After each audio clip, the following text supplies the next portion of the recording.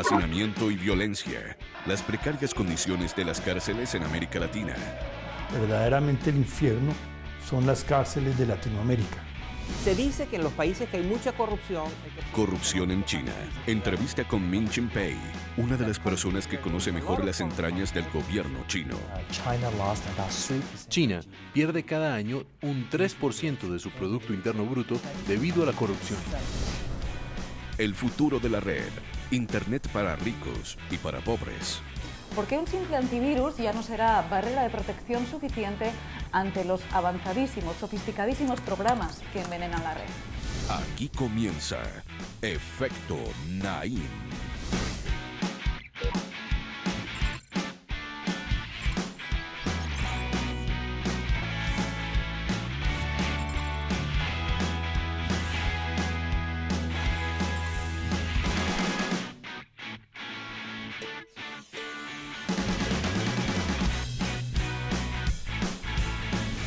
Bienvenidos, soy Moisés Naim desde Washington. Gracias por dejarme entrar de nuevo en sus hogares. Hoy comienzo mostrándoles dos grupos de fotografías. Véanlas y piensen qué tienen en común. Entonces, ¿qué cree usted que tiene esto que ver con esto? La respuesta: ambos grupos de fotos fueron tomadas en cárceles. El edificio de vidrio es la cárcel de Lubin en Austria. Las demás son fotos de cárceles en varios países de América Latina. La cárcel de Austria es un experimento y una muy rara excepción. Las cárceles de América Latina, en cambio, se han convertido en uno de los principales centros de dolor, de abuso y de sufrimiento humano que uno se puede imaginar. En realidad, no hay crimen alguno que justifique lo que sucede en las cárceles de Brasil, Honduras, México, Perú, Venezuela o Cuba, entre muchos otros.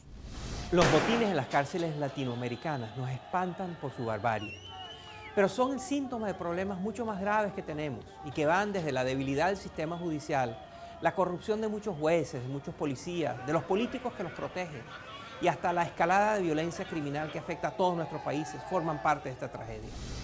No debería sorprendernos que con frecuencia la televisión nos traiga dantescas escenas de los motines que ocurren en los infiernos de América Latina, las cárceles. Vean este informe.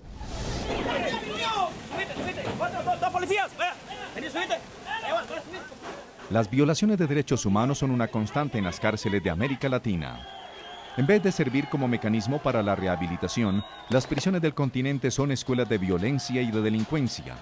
En ellas impera la arbitrariedad, la corrupción y la ley del más fuerte.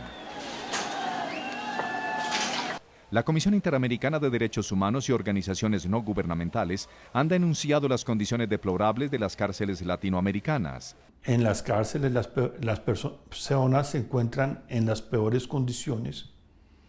Se les desconoce en absoluto todos sus derechos y es la realidad más cercana a lo que entendían los antiguos como el infierno. Verdaderamente el infierno son las cárceles de Latinoamérica.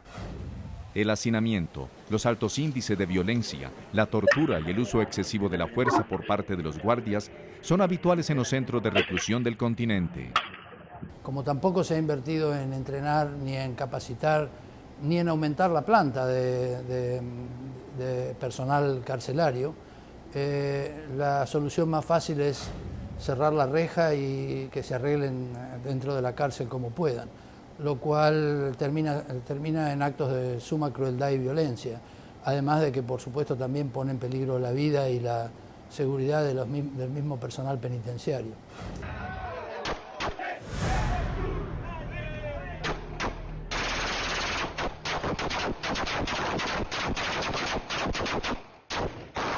Las prisiones venezolanas se encuentran entre las más sangrientas de América Latina.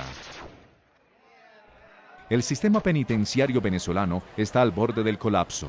Las guerras entre bandas, los secuestros, los motines y las huelgas de hambre para protestar por el hacinamiento y los malos tratos se suceden. Con frecuencia, los que controlan las cárceles no son los guardias, sino pandillas armadas. En Venezuela, quienes entran las armas es la guardia penitenciaria. Entonces es la corrupción. Si en las cárceles hay armas, hay municiones, hay droga, pues quienes propician y facilitan el ingreso de todos esos elementos prohibidos es la propia Guardia. En los últimos 5 años, 1.865 presos han muerto como consecuencia de la violencia carcelaria. Le siguen de lejos Chile con 203 muertos, Ecuador con 172 y Colombia con 113. Al igual que en Venezuela, en muchas cárceles y centros de detención de Brasil, prevalece la violencia y el hacinamiento. Según datos del Ministerio de Justicia, la población carcelaria de Brasil se triplicó durante los últimos 15 años y actualmente supera el 500.000 de personas. Su sistema penitenciario tiene un déficit de 180.000 plazas. Yo creo que para Brasil y para otros países la solución tiene que ir de la mano de, por un lado, analizar nuevamente la función de la pena y del encarcelamiento y empezar a analizar más seriamente las alternativas a la detención.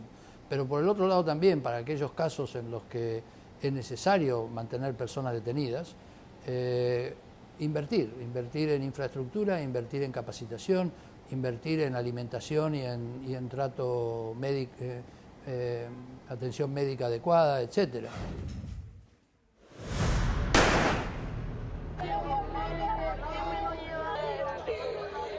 La Comisión Interamericana de Derechos Humanos ha detectado graves deficiencias estructurales en las cárceles de Honduras. Denuncian la sobrepoblación y el hacinamiento, la falta de instalaciones adecuadas para el alojamiento de presos, las condiciones deplorables de higiene y salubridad y la falta de provisión adecuada de alimentos y agua potable.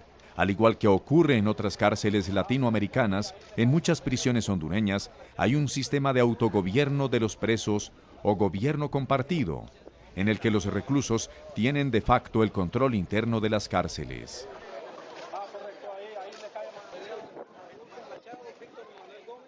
En las cárceles, la autoridad penitenciaria son los propios reclusos y es una situación endémica, es una situación que viene de muchos años atrás. Además, pues el Estado no tiene recursos económicos para invertir en las cárceles. El presupuesto para las cárceles en Honduras prácticamente es inexistente. Entonces, la única forma en que puedan existir esas cárceles es que los propios reclusos las manejen. Y los propios reclusos no solamente velen por su administración, sino que se ingenien los mecanismos para poder subsistir dentro de las cárceles. La reforma del sistema penitenciario, la mejora de las condiciones de reclusión, el respeto de los derechos humanos y las políticas de rehabilitación de los presos son algunas de las asignaturas pendientes de América Latina. Ese es el gran desafío que tiene América Latina en avanzar para construir un sistema penitenciario que sea respetuoso y garante de los derechos humanos. Yo pienso que en nuestra experiencia en la relatoría hemos visto países más pobres que los latinoamericanos que tienen cárceles decentes, mucho más decentes que la que hemos visto en otros países. O sea que no se requiere invertir muchísima plata. Yo creo que hay experiencias en varios países latinoamericanos, pero también en otros países, en que las cárceles se pueden mantener limpias y mantener humanas sin una gran inversión en infraestructura.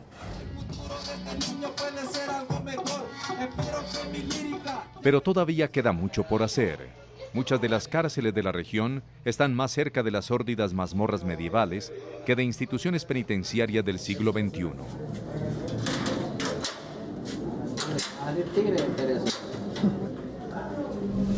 Ojalá que pronto en América Latina comencemos a buscar formas de disminuir las tragedias que están ocurriendo en estos infiernos, en estas cárceles de nuestros países.